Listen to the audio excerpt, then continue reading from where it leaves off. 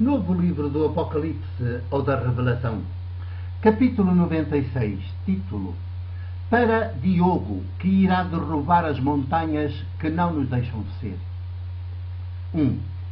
Mal cheguei à Feira do Livro do Porto 2008, mais propriamente ao stand da editora Campos das Letras, já tinha à minha espera um leitor na casa dos 40 anos com um saco de plástico cheio de livros meus, todos os mais recentes a partir de Mas ai África, senhores, porque lhe dais tantas dores, para eu autografar. Foi um bom e suculento momento da feira, para ele, para um amigo dele, que o acompanhava e estava progressivamente espantado com o que via de alegria em mim. Em ocasiões assim, sou ainda mais como um menino, e com as palavras cheias de calor humano e de lucidez teológica que, no dizer do surpreendido olhar dele, saíam da minha boca. Foi também um bom e suculento momento para mim. 2. Sentei-me, depois do efusivo abraço, e comecei a autografar os livros um por um. E não é que, em cada livro que autografei, ficou uma curta mensagem inspirada no título do livro, escutada naquela hora pelo meu coração e pela minha mente, uma mensagem que fez toda a diferença? Para o portador dos livros, essa frase de mensagem será a chave de leitura de cada um deles, em sintonia com a força do Espírito que os atravessa a todos. Porque os meus não são livros quaisquer, são livros tecidos de teologia, não de uma qualquer teologia, mas da teologia de Jesus, o do Deus vivo, que vai à raiz da realidade e nos mostra tal como ela é, sem um manto ideológico do sagrado e do religioso, que é sempre tão perverso e mentiroso quanto um manto da ideologia do poder e do dinheiro, a perversa trindade que serve de fundamento à presente ordem mundial que nos domina e cega, e que enquanto não sairmos dela como num êxodo bíblico sem retorno, nunca chegaremos verdadeiramente a ser. 3. Aquele momento na Feira do Livro do Porto foi por isso um momento de graça e de verdade que nos fez próximos e irmãos, e de certa maneira se espalhou como brisa de liberdade pelo ambiente da feira toda. Há, porém, quem não suporta a luz e tudo faça para fugir dela e para a evitar. Todos os privilégios e os muitos outros que vivem à sua sombra e que se deixam guiar pelas suas mentiras e pelas suas fábulas, também teológicas, todas de um Deus ídolo, evitam-me e fogem de mim, a 7 pés, também nestes momentos e nestes espaços da feira. A esmagadora maioria dos que assim se comportam é constituída por católicos, meus irmãos, minhas irmãs, da mesma igreja que estou com eles, com elas.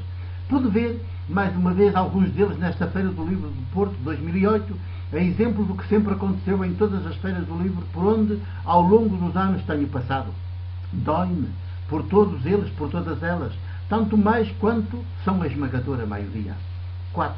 Manipuladas pelos dos privilégios eclesiásticos que fazem da mentira a sua arma de eleição, as populações e as famílias católicas nascem, crescem e morrem sem que nelas chegue a desenvolver-se a consciência crítica, e chegam até a odiar quem mais deviam acolher e amar. Incluem-se naquelas multidões de que fala Jesus do Evangelho de Mateus, cansadas e abatidas como ovelhas sem pastor, cheias de pastores, de párocos e de bispos, aos quais ainda por cima pagam todos os meses ou todos os anos o dízimo de tudo o que têm e ganham, mas efetivamente sem pastor. Só a verdade nos faz livres, mas as maiorias preferem a mentira à verdade e a submissão à liberdade, que nasce da verdade. Causam-lhes pavor e vertigens a liberdade, a autonomia, o assumirem-se e o terem de assumir a sua vida nas próprias mãos. Preferem, por isso, viver por toda a vida nas mãos e sob a tutela de outros ou do Deus ídolo. 5. A minha presença na Feira do Livro do Porto não se ficou pela tarde. Tinha ficado de aparecer depois de um frugal jantar no stand da Quase Edições Editorial Magnólia. À hora marcada, lá me apresentei. É nesse stand que se encontra o meu último livro, Quando a Fé Move Montanhas. Já durante a tarde, quando foram várias as pessoas que me apareceram com ele nas mãos, no stand da Campo das Letras, para que eu os autografasse. E eu, obviamente, não me fiz rogado, nem as pessoas da editora que atendiam clientes de ocasião se atrapalharam nada com esta minha liberdade de autor. O público da noite já não era o mesmo da tarde e foram muitas as pessoas que deram pela minha presença naquele stand. Registro especialmente 3 momentos. 6. O primeiro foi protagonizado pelo mesmo leitor da tarde que me tinha procurado com um saco cheio de livros para eu autografar.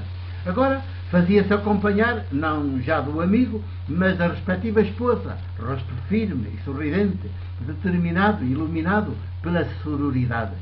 Levantei-me como uma mola para um novo abraço e para o beijo à sua esposa, minha irmã. O marido deve ter partilhado com ela o momento de graça e de verdade que viveu juntamente com o amigo durante a tarde.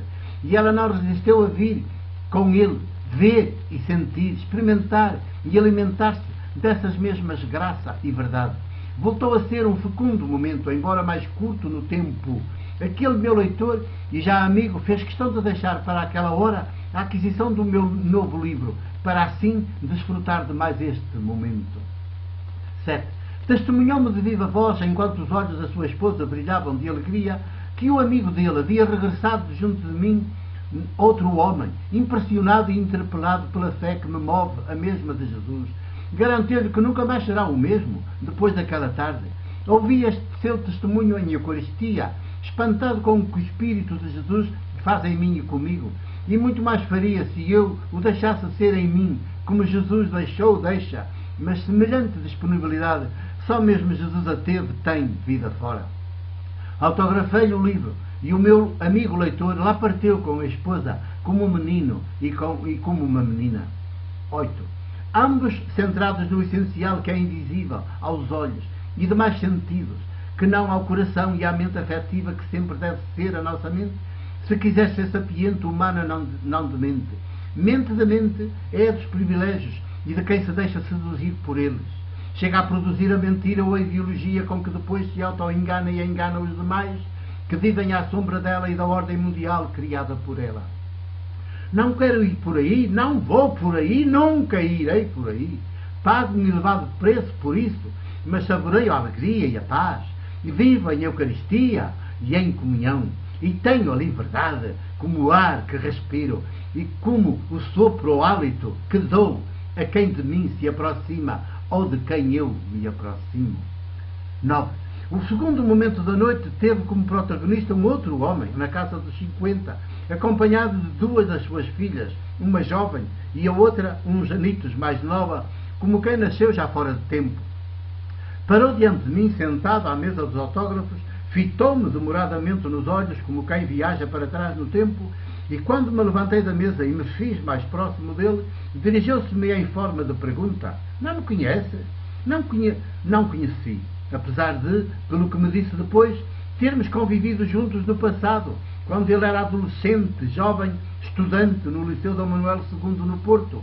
Foi então que ele anunciou, com invulgar alegria: fui seu aluno de religião e moral no liceu e frequentei assiduamente aquela sua casa por cima da papelaria BB, na Rua da Boa Vista. 10. Caí-lhe imediatamente nos braços e foi uma festa.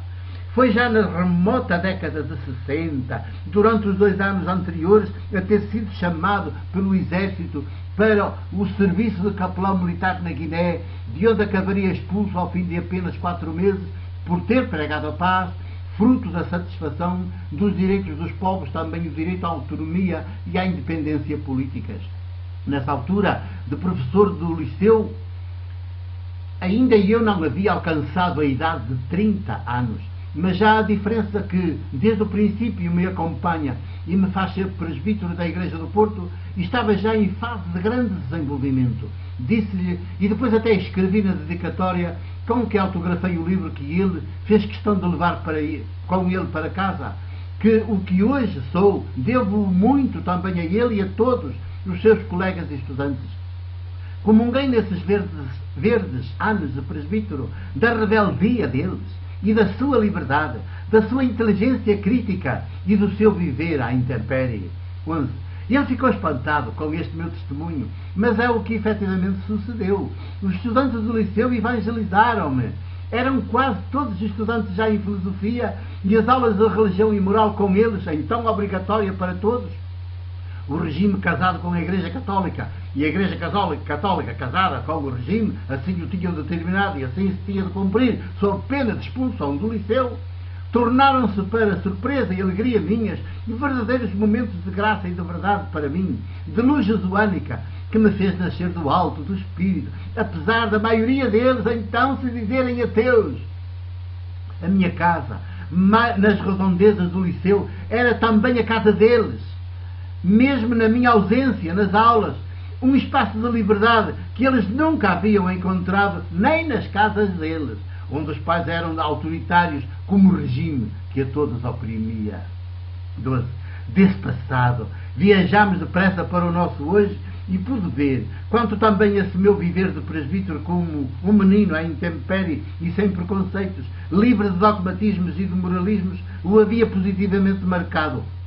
E aos seus colegas de turma e de liceu, ainda hoje essa graça e verdade o acompanham e o constituem, e eu fico a pensar que só por isso já teria valido a pena ter nascido e ser presbítero da Igreja do Porto, ainda que a maior parte dos meus colegas no presbiterado, enterrados até aos ossos nos moralismos e no religioso, e os bispos juntamente com eles, quase desde o princípio me tenham na conta de um louco ou endemoninhado na Igreja.